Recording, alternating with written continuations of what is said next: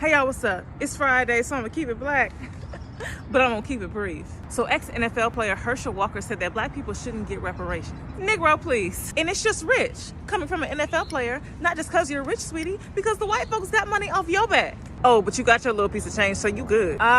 So they found another black man to do their dirty work. He was responding in a virtual congressional meeting for House Resolution 40, a proposal to create a commission for reparations. He said the idea of reparations itself was divisive, and that black people use black power to create white guilt. White people should be guilty, not because they're white, but because their great-granddaddy then was trash. But are we asking for guilt, or is it accountability? He said his approach was biblical. How can I expect my heavenly Father to forgive me if I can't forgive my brother? How can a father expect his son to do time for his crime? You can forgive somebody for running into the back of your car, but they still gonna pay to get it fixed. Reparations is defined by making amends to the wrongs done to a people by paying money or other things to help the one who has been done wrong. The wrong done in question, slavery. Slavery's been over for 130 years.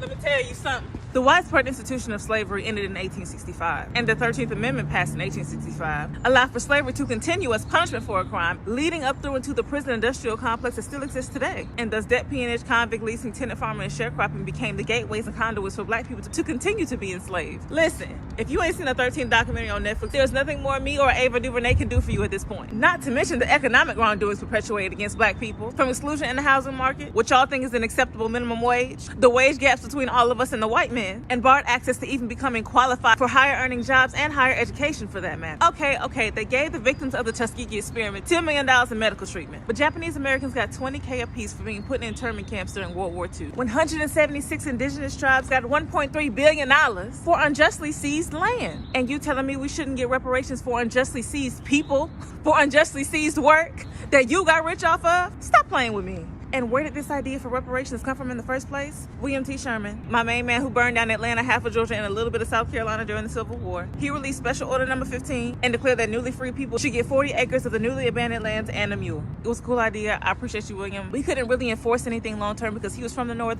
and went back to the North and let the black people defend for themselves with the angry white people.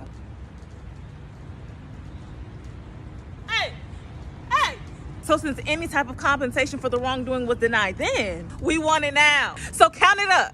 Somebody tag AOC. No, you don't have enough money. Yes, it's gonna take a package deal, hun, but figure it out. We will take tax exemption, forgiving student loan debts. We will take checks, stimulus checks, spending money checks, reimbursement checks, checks. Cause we're not letting up, boo. We going where the money reside, where the money reside, where the money reside, where the money reside.